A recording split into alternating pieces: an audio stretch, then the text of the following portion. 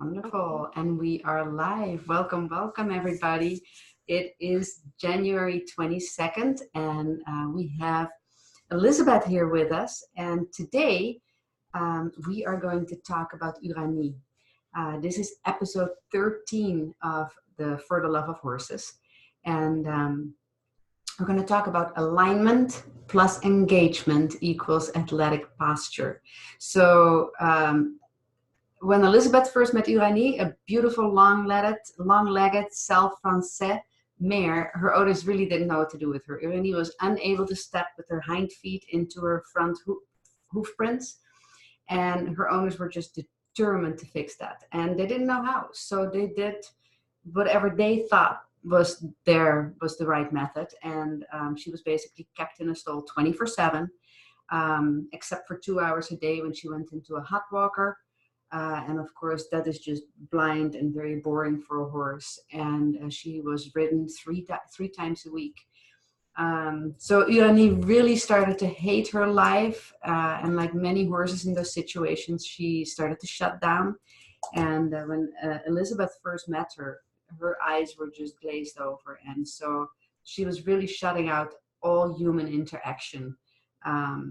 So that's how Elizabeth found her. So we're going to listen in and find out what Elizabeth did to fix that, because she's now a beautiful mare that is pretty athletic, right? Yeah, absolutely. Very much. So, and we've seen Uranie before on our lives. So look at our other lives if you want to see her picture, but maybe even, I don't know if Elizabeth can share some of her pictures today. Yes.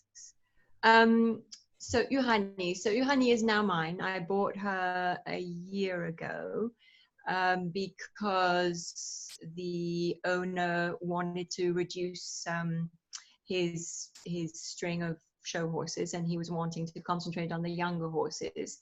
She's now 11, and when I met her, she was 6, just rising 7. So she was in full competition work, but they weren't getting the results out of her that they should have. She comes from very good bloodlines, and he was really disappointed with the results of what he thought was going to be a really, really good horse. So I was brought in to have a look at her, and the first thing I always do is watch the owner work the horse. So this particular owner didn't ride her, he had a rider, but he showed me what he did with her on the lunge lines. So his idea of engagement, and this is what we're going to talk a little bit about today, is some of the words that we use when we're describing training techniques or movements or things that we think that we know what it means, and then possibly have a completely different idea than what it was intended to mean in the first place. It can lead us down the wrong path, and that path can be a very difficult one that leads us to conflict with horses. And this is what we're really wanting to teach people to avoid, is not, we're not, as I said, trying to change the world. We're just trying to offer those who are ready for a change some more concrete and easy ideas to follow. So the first thing I saw with this beautiful mare, she's gorgeous. She's 16'2". She's long back, long neck, long legs, long everywhere. She's a very long horse. But where she wasn't long was in her stride. So I was watching this thinking, why on earth is this horse, who is so beautifully put together, so short-strided? And it was very quick and apparent, and it was because the owner's idea of engagement was exactly what you've described. He thought that if the hind limb step was stepping in, so this is the front leg, this is the back leg, if the back leg comes as this one goes and then fills that footprint, or that means the horse is engaged. So looking for a bigger step from the hind limb. Well, if you're that is not what engagement is all about. It can be a result of engagement, but it is not what engagement is. So engagement is actually a word and a term that does not elicit in the brain of the human being a clear image. So I think we've talked about this before. If I say the word apple, most of you sitting there, if you have had an apple before, boom, an image of an apple immediately pops into your head. It's not going to be the same as my apple. Mine might be red, yours might be yellow. Monique, yours might be green, who knows? But you know exactly what I mean when I say apple. You know what it looks like, you know what it feels like, you know what it tastes like, you know what you can do with it. There's plenty of, you know, references to apple. But when I say engaged, other than a man getting down on his knees and presenting a ring to a woman, which is the act of getting engaged usually, people, when I ask them what does it mean to them, everybody has a different interpretation. So for the horse, this is quite complicated because every human approaching them has a different idea of what straight means, you know, which is another word we don't use anymore, what alignment means, which is not what we use, what bend means, etc., etc. So what we use instead of engagement is we use athletic posture. But the way that the horse gets to that athletic posture is through alignment. So we've talked about alignment being the gateway to balance. It doesn't necessarily mean that if your horse is in alignment, he is actually in balance. There are some that can be aligned, but out of balance. And I was working with a little mare, or a big mare today, who was aligned, but still remained very, very tight in her back. So it doesn't always lead us to the final step. It is just the beginnings that opens up the door to all of the other things that we would like our horses to understand from us. So with Uranie, I'm watching this mare. Now, Uranie is if you've watched any of our previous lives, you'll have seen the one where we're talking about the differential between the elbow and the stifle. If the stifle is very high, now there's all sorts of other ways of looking at this, you know, but this was the most simple way I thought I could personally devise so that other people can understand, is if you look at your horse's stifle joint and you look at your horse's elbow joint, and if they're pretty much within, you know, alignment, so that they're not like this because that doesn't exist, but, you know, not that far off.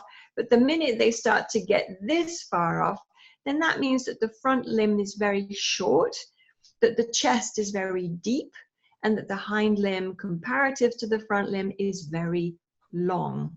And then if you've got a very long back that ties in these front limbs to the hind limbs, then you've got yet another amount of length to deal with. And then if you've got a really long neck, then you've got another length to deal with. So, you know, horses that are built like that must be developed a very specific way. Every horse, every way that they're built, has their own way of being developed. So we've got a basic idea which we follow through using the Normandy Equine / EquiAlign, because we've just opened up our global name, which is now EquiAlign. Okay, so we have our own way of presenting the path for people to follow to get to where they want to go, but the steps that you're going to have to take depending on what your horse presents in his own anatomy, and then of course your own anatomy, will determine, you know, the specifics of the path that you're going to take. So poor Uranie, the problems that she was now facing, first of all, as Monique says, she was completely shut down. When you took her out of the stable, she would stand there, her eyes were glazed over. She would allow you to do whatever you wanted, you know, put the saddle on. She just ignored the fact that we existed. So she just, you know, got tacked up, and she would go through the 45 minutes or 55 minutes, whatever it was, of the work that we were planning for her with I could almost feel her looking at her watch going, oh my God, I've only got 20 minutes. Okay, I can do this. I can do this. Oh, only 10 more minutes. I can do it. I can do it. It was palpable in her that she just didn't want to do what we were asking of her. It wasn't comfortable. She didn't understand it.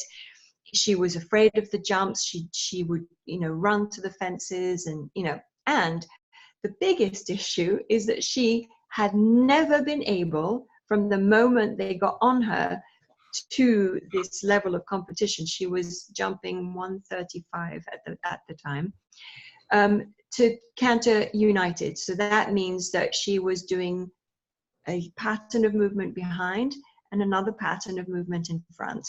And the rider, as much as he wanted to be able to get her to canter united, did not have the tools to fix the issue.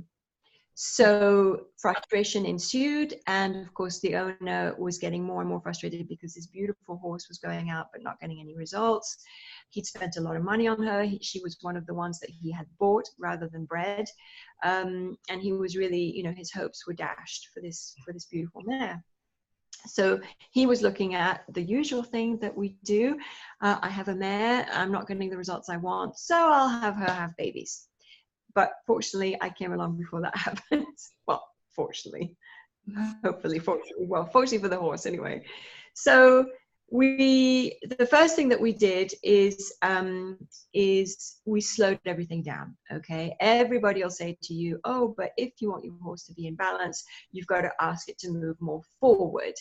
Well, if you can imagine what it would be like to walk across a balance beam, and we've talked about balance beams before you can run across the balance beam, or before you can do any exercise on the balance beam, you must be able to walk across it confidently. One way, turn around, come back the other way, turn around, come back the other way. I have a lot of my young riders that happen to also be gymnasts. And when I watch them work and when I watch them prepare for a new exercise, none of them are being told by their coach, go faster, go faster, go faster. In fact, quite the opposite. Go slower, go slower. Take your time. Break it all down into little bite-sized pieces. Break the movement down.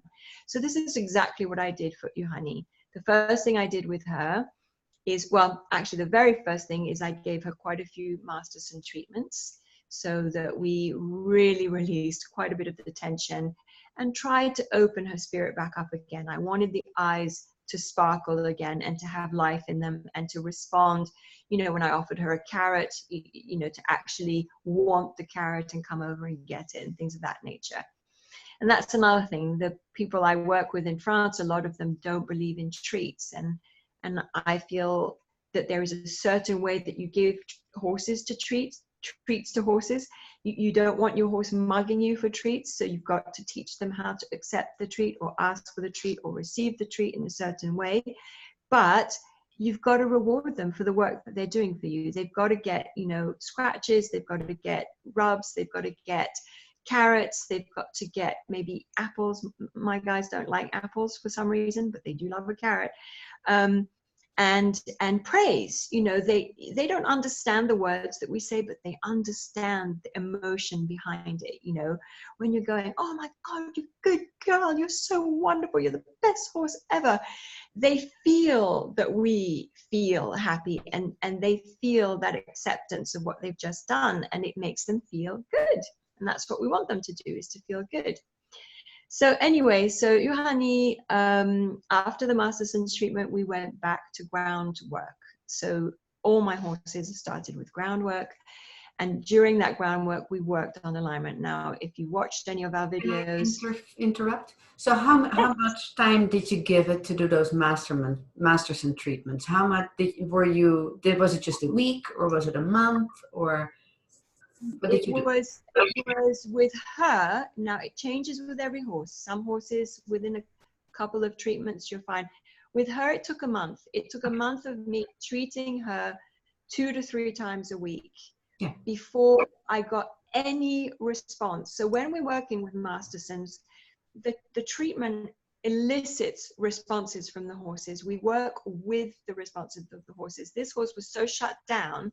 I mean, the whole monkey thing, you know, I can't see it, I can't hear it, you know, she just would stand there stoically stoic, you know, very good, very polite, never put a foot wrong, but she would not release, meaning she wouldn't lick and chew, she wouldn't blink, she wouldn't yawn, she wouldn't move her feet, she just stood like a rock and waited for it to be. So even there, you allowed time. It was slowing things down. Let's not go 2 hours in the hot walker. Let's not expect anything else. We're just slowing things down. Was she still 24/7 in her stall, or did she have... Yes, she was 24/7 in the stables because there were no turnout. There was no turnout. It's a competition yard. There's 100 stables there, 100 boxes. and no room. There's two great big indoor schools, two great big outdoor schools, absolutely no turnout. So every horse there is just stuck in a box for, other than the moment that they're out working. Yeah. Okay. So that's the life that she had at that time. So the only time she came out of her shell, which is quite interesting because she still does it now, is at feed time. At feed time, all of a sudden, is when she expressed her miscontent at life, and she kicked and banged and whinnied and screamed at the other horses. She really was quite food oriented, and that is the only time that you saw actually that she had a personality. The rest of the time, she had no personality whatsoever. So it was about a month and a half of the Masterson treatments. And then finally, I was starting to get licks and chews. I was starting to get some yawning. She was really participating, looking forward to it. She was actually presenting bits of her body that she wanted me to work on. We were starting to build a bit of a relationship. So then the in-hand work, when I say talk about slowing it down, we went to just walk. All we did for the first month is walk. Now, a lot of people go, oh my God, that's crazy. But keeping in mind, it had taken, she was about 7 years old. I said, 6 rising 7.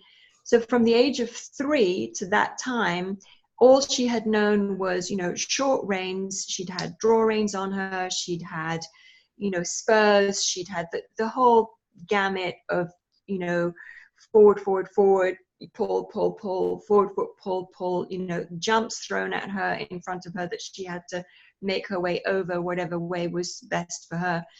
So she'd had quite a difficult, a beginning. And I said to the owner, I said, this is going to take time. I said, because it's taken time to get her here.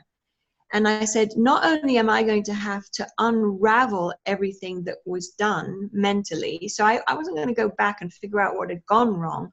I was going to go from where I was, but there's a lot of built up stuff I had to sort of break through with the rider as well, because the rider has really strong habits that needed to be, and I approached it with him, you've got to be careful with the riders because they're doing the best that they know how to. That's how they were trained. So I didn't want him to feel bad because he wasn't doing anything bad. He was just doing what he knew how to do. Unfortunately, it was bringing him to results he didn't want. So anyway, so with him, I had to do some unraveling as well and really explain to him that what we were doing was rehabilitation work, not development work. And then mentally he was able to accept that and not feel like his skills were diminished. So, which is very important because his skills are amazing. He's got really good skills. It's just that he doesn't have the toolbox needed for development and repair. He had rider skills, which is a totally different skill set. So after about a month and a half to 2 months of groundwork where we slowed all the motion down, the reason I slow things down is because when you've got long hind legs on very short front legs, the horse tends to lose their balance longitudinally. So that means that the hind end is pushing more powerfully than the front end can slow it down. And then the horse has to make little teeny weeny steps in front, because if it tries to make bigger steps, well, it just can't. The whole system doesn't work. So she was sort of falling bum over nose kind of thing, not literally, but that's how she felt. So, but as I slowed everything down, then she was able to make bigger strides, both in front and in back. And then, of course, if you've watched the previous videos, we have spoken about getting your horse onto a lunge line and watching when they come towards you and when they go away, and how they're shifting weight from one shoulder to the other. So we worked very diligently at getting her to shift her shoulder back out so that she can, and today, when you put her on a lunge line, she performs a perfect circle herself because she knows how to do it. I don't have to ask her to move out or hold her at the end of the lunge line because she's falling out the other side. She just walks a perfect circle around me, and when we walk a straight line, she walks a straight line with me.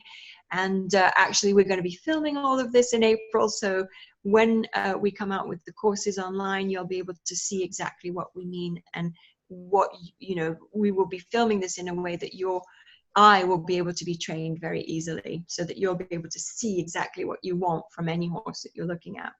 So So anyway, hot walker was really aggravating her problem, because the hot walker kept her at a certain pace and she had to keep up with that pace. yes, well, I'm not, I don't want to be negative about anything. I don't like No, negativity anywhere. of course, but it was for her. Yes, but hot walkers, I must admit, are not one of my favorite tools because of several things. First of all, human beings tend to have this view of animals that they are not prone to boredom or prone to any of the things that we are, and yet they are. They are fearful like we are. They can get anxious like we Oh, can. They absolutely. can the same gamut of emotions that we have are felt by animals as well. They are feeling them in a different way because they're not human. We do not feel their feelings because we're not a cat, a dog, or a horse, or any other animal. But that doesn't mean that those emotions that humans feel aren't felt in other species. Of course they are.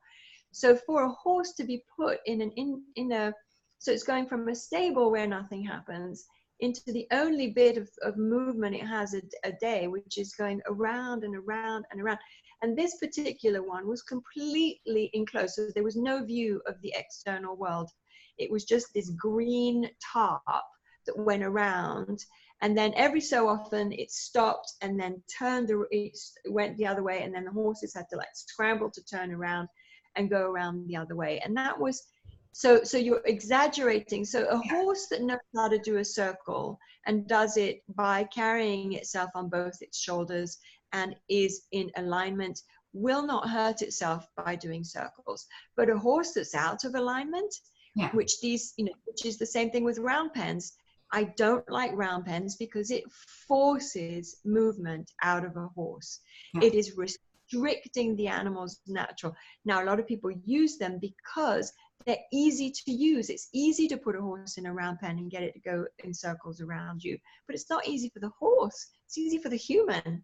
And this is where we want to really address these sorts of things. That doesn't mean that there's not a time when I might not use a round pen, but I would only use a round pen once I know that the horse I'm putting in the round pen knows how to do a circle.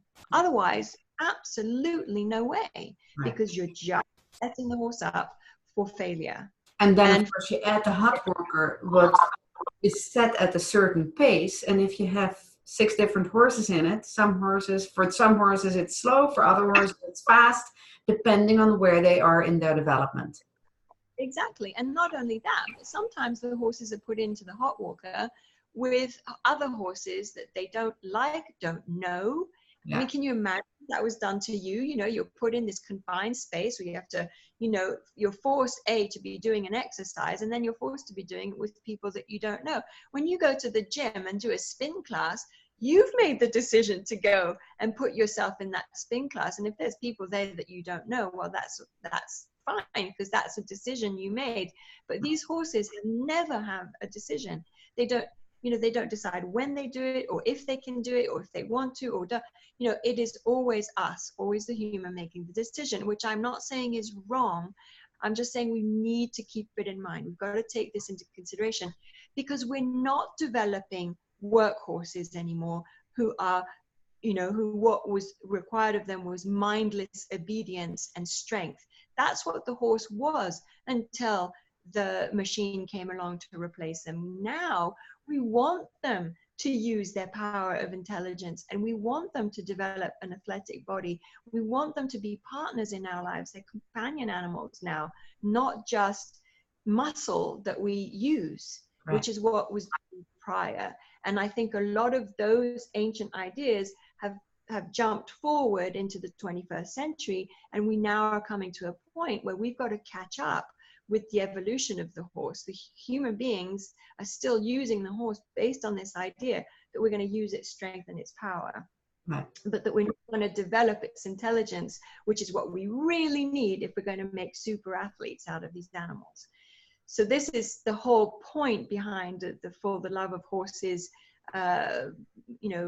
campaign, movement, whatever you want to call it, Yeah. is that we bring the human being, those who want, not those who don't want, those who are happy with the way things are, that's absolutely fine. But for those who are ready, really ready to make a change, this is what we're offering. And not just me and Monique and our particular people, but we're looking for anybody out there who's also making amazing discoveries and thinks, wow, if only more people knew about this. I want to give a platform to the whole new generation of people that are coming up with all sorts of amazing different ideas. So that's something to keep in context as well. But anyway, back to Uranie. Back to Uranie. It took 6 months. Okay, which, considering you compare that to the 3, 4, 5 years it took to get her into the mess that she was in, it took me 6 months fairly regularly, but I travel an awful lot, so it wasn't always regularly, once a week with me. And then of course the rider was then doing work behind, and he did a fantastic job of it. Within that amount of time, she was now able, and the first, I've got it on video, the first time we got her to canter on the correct lead in front and behind, it was a moment I held my breath, because I knew if it was a make or break moment. If we couldn't get her to do this, then she was going off to be a brood mare, which is not a horrible fate, but I thought a big waste of a really amazing horse. So the breakthrough occurred. The horse, she was able to do what I was teaching her how to do, and she demonstrated it. The video is quite interesting. We'll post it for you at some point. You'll see the hindquarters are still very odd when you watch her doing it, but she was able to maintain a canter on both leads, which was just unheard of. She'd never done it before. So that was the gateway to her being able to then become the competition horse that she could be, and then started to go out and win and do incredibly well. And then we would, because she's such a good mover, we also did a lot of dressage work. So we were doing things with her like so we would set up a whole jumping course, and we would do half pass to a fence, and then half pass the other way to another fence, and then we would do a little pirouette and then canter off and do another one. Her favorite exercise was counter figures of 8. So she was counter cantering on a figure of 8. As she came across to, she changed her lead onto the other counter canter lead, and then continued. That was an amazing exercise, and for that the horse must be absolutely aligned. It has to be in alignment. But the very thing that we're talking about today is how alignment affects what we know of as engagement. Now, we call it athletic posture, but engagement. So engagement is this idea that we tune in, or that we turn on the power of the hindquarters. Well, the hindquarters of the horse are a massive fuel-filled rockets that can propel the horse at huge speeds, from standing still to full-out gallop in much faster than any car can go. Okay, it just goes boom, boom, and they're gone, because that is their survival system, right? So they can't be going, oh, okay, I've got to do a bit of a trot, and then a bit of a canter, and then a gallop, because the lion behind them will go, oh, nice lunch. So they've got to be able to go from boom to full speed in literally one stride. So that is the power of those hindquarters. The only way the horse can engage that power is by making what is called a pelvic rotation. It has to tilt its pelvis. And then when it does that, it engages the power. So it is able to contract that power muscle, the muscle power, of the hindquarters, to be able to propel itself. And if you've ever watched your horses when they're happily munching away on grass together, I mean, I watch mine all the time, and then all of a sudden my dog decides, or deer, to jump out from the bushes and boom, the herd is gone. Well, it's amazing to watch and hard to catch on video. I always try, because you never know what's going to happen. We might have to, do it on purpose, get the dogs trained to jump out of the bushes. But when you watch the sort of unbelievable power that is coming from that hindquarter, you can understand what engagement is all about. But what they all have to do is this minute crouch and power off. I think all of you can visualize that. You've all seen it. So this is what alignment allows the horse to do. Now, when a horse is standing, eating, it never stands in a way where the head, shoulder, and hindquarters are not following each other. So now you can go out. This is your homework. Go and watch your horses eat. Go watch your horses rest. Even when they've cocked one of their legs, so one has got the stay apparatus, because that's, the ligaments holding them up rather than muscle power, and they're resting, you will not see the shoulders on one side, the head on the other, and the hips. There's no triangulation like that. They are always like that, okay, like this, always. So go out and test it. And if you can find a horse that is either eating or resting, where they've got the head cocked to one side, the shoulders over, and the hips way over to the other side, I'd love to see that picture, because I've never seen it. And that would be a really interesting horse, because it would be out of the norm. Most of them, well, 100% of the ones I've seen are in what we would call alignment.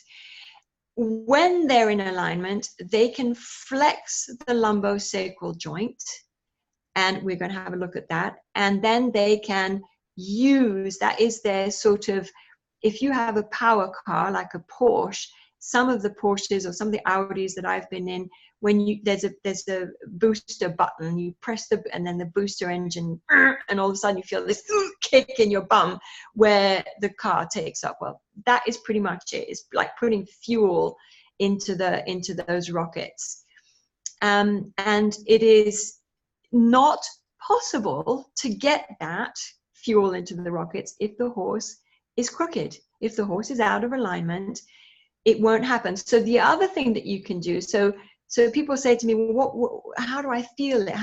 One of the ways that you feel when the horse is flexing its lumbosacral joint is when you're sitting on it and it needs to go to the toilet. It defecates. So all of a sudden you'll feel yourself being lifted up by the horse. And a lot of people think that they're lifting their back. Well, really what they're doing, the back changes position, but really what they're doing is flexing the lumbosacral joint so that they can align the intestines with the exit chute. so they do that, and then when they're finished, they rotate the pelvis back into normal posture, and then you go back down again. So a lot of people interpret this lifting as what they want the horse to do in work. Well, I can tell you, if your horse was going around with a back like that, he would break down. And it's not because he's lifting his back, it's because he's really using muscle contraction from the belly, which he wouldn't be able to sustain for long, to have this sort of, and who wants a humped back horse to ride on? It wouldn't be very comfortable. But what we do want is this lumbosacral rotation. So that can, as I said, cannot occur. So one of the ways that you can really look at it as well, first of all, you'll never have a horse defecating out of alignment. And the other thing is, a horse naturally does this without thinking. This is just a natural reaction when he goes uphill. So when a horse is going uphill, you will find that he immediately aligns his body and then will do that flexion of the lumbosacral joint to use the power of his hind legs to propel himself up the hill. When he's going downhill, he'll do the opposite, because then he has to engage the brakes. So the head will come up, the back lowers, and he kind of goes like this. And that is a horse that hasn't been taught how to maintain the flexion behind and use his thighs like we do. We use our thighs to brake when we're going downhill, because we don't have four legs that we walk on, just the two. So we've got thighs that are braking, and then we've got hamstrings pushing as we go uphill. So that is what I wanted to discuss today. I'm just going to flip this around and we're just going to have a quick look at where the lumbosacral joint is. I've just got this really nice app on my iPad. So I'm just going to change this around. Oh, you get to see all my cleaning stuff. Here we go. Okay, so here, right here, is the pelvis of the horse. Now I can highlight that. And this is the ilium. So this is the great big bone. That's the tuba sacrale, tuba coxia right here, going down towards tuba ischium in the back of the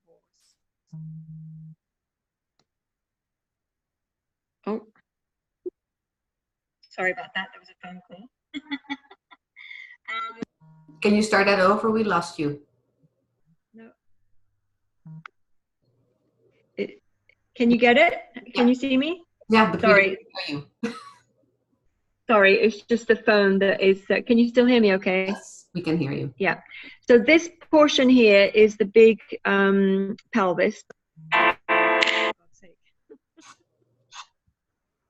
Welcome to our world. Sorry. So this I'm going to remove. Okay. And here I'm going to remove that. And now this is the lumbosacral joint right there. So this is the lumbar spine. You can see the big protrusions here. And this is the sacrum here. And this joint is what allows the horse to sort of lift and lower his back. It's the only sort of major joint in the horse's back. And it also allows transverse rotation, so it can turn this way. Yeah. Sorry about that.